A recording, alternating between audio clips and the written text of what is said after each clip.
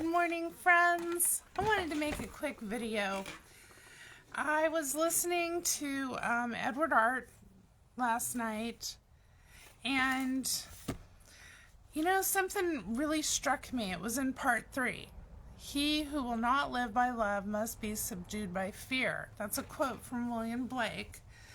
And this is part 3 of Edward Art's Supply. And so I basically just kind of want to go over a few things here that Edward talks about that I think are just absolutely incredibly important in this, when you're doing this kind of focus. And that is, love is the most powerful thing within you, right? It never fails to transform self. Fear can stagnate, but love transforms. So, Edward goes on to write, since it is reflecting self, then how can we transform self in the most efficient and best way possible? Through love. By actually going within our minds and doing what we love, having what we love. This changes us at our very core. I would say that feeling what we love is a key element to going within our imagination, our minds, and doing and having what we love, right? We're also feeling it as well. So Edward goes on to say, things that used to bother no longer have an effect. You're no longer fearing and you're no longer desiring. And why is that? Because you're giving yourself everything that you want. You're no longer kind of cycling through an endless feeling of want and desire, because as soon as the desire comes up, you're giving it to yourself. You're allowing yourself in the imagination to have what it is that you desire. So it's literally the desire comes up and you're like, oh, that's nice. I like the way that desire feels. And you give that to yourself. You allow yourself to feel the wish fulfilled of that desire. So it's not lingering nebulously as where it will translate into lack, right? Because it's a thing you want, but you don't have it. That's the gap space. Where you recognize this desire that I have is not in my observable what is. And therefore, I don't fully feel like I have what it is that I desire. And that's what, Edward is basically talking about through the whole series, is living in the wish fulfilled that Neville Goddard's teachings are all about.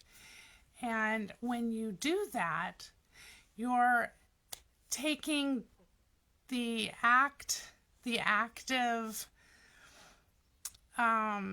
energetic nebulousness out of desiring something, because you are giving it to yourself as soon as the desire arises, instead of saying with your rational mind, oh, I want this, but I can't have it because of A, B, C, D, because of these reasons, because it would take years and years and years for this to even be possible. Like, we just cut that whole rigmarole out of the process, and we are doing that by literally giving ourselves the desire. As soon as we have it, that is an important, and it's like incredibly important part of this practice, of this focus, is that you have the desire,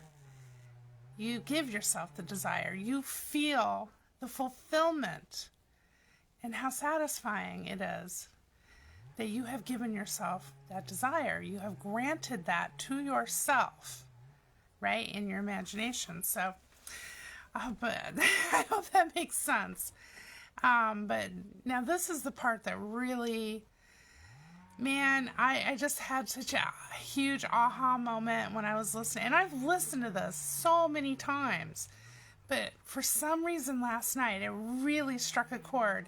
And I was like, I've got to talk about this. I absolutely have to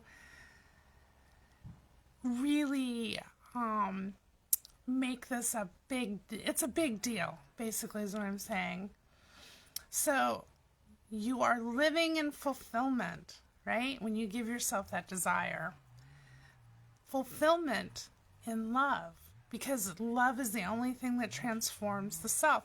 You're loving yourself enough to give yourself what it is that you desire in the moment as soon as it arises. So you're living in the fulfillment. This is what Edward Hart says towards the end of part, I want to say it's part 3. I said it at the beginning. Yeah, part 3. You are actually living what you love within. And then I put in parentheses, within imagination, right? But you are actually living what you love within. And this love expresses itself without. And then in parentheses, I wrote in my notes, in the outer world. So you're actually living what you love within imagination. And this love expresses itself in the outer world. Okay? And this is the thing. If you're going to be obsessive with your focus about anything, this is the thing that has just been really clicking for me. And that is to live in the fulfillment means to really allow yourself to feel that fully. And I'm going to tie that back into my last 2 videos, which is satisfaction versus distraction. If you're in a state of distraction all the time, a state of fear, a state of doubt, a state of any of that stuff that doesn't feel good, you're not in a state of satisfaction. Do you feel fulfilled when you're in a state of anything other than love and satisfaction and fulfillment? It's not really something that you can do at the same time as being doubtful and unfulfilled and uncertain. And so I just want to express just how potent this information is, how powerful it can allow your focus to shift into exactly what we've been talking about this whole time, into your imagination. If you're not giving yourself the fulfillment and the love that you want to experience in your outer world, if you're not giving that to yourself in your inner world, that's where things get stickied up and tangled up. And then you are like, why isn't this going right, or why do I keep having this issue over and over and over again, or why am I angry, or why do I feel upset when, for whatever the thing might be. It's like, because the flow of fulfillment, I really think, stems, for me anyways, from just living from satisfied fulfillment. But it's more than that. I'm satisfied in the feeling of fulfillment because I'm allowing myself to trust. I'm allowing myself to believe. And what is belief? It's nothing more than a feeling. So I'm feeling safe to trust myself with my hopes and my dreams and my desires and my wants. If you can't allow yourself to practice the fulfillment of trust and the satisfaction and ease of trusting in this process, it will continue to be difficult. And I talk about these things because for me, Edward Art Supply Hands series has been one of the bigger, if not biggest, breakthroughs for me to help me really have a better understanding of how to implement intellectually, yes, but in feeling, how to implement it, how to utilize it. And yes, I have struggled at times with my imagination, right? And I'm just like, and it just seems so silly because children don't ever struggle with their imagination usually. It's so easy for them, right?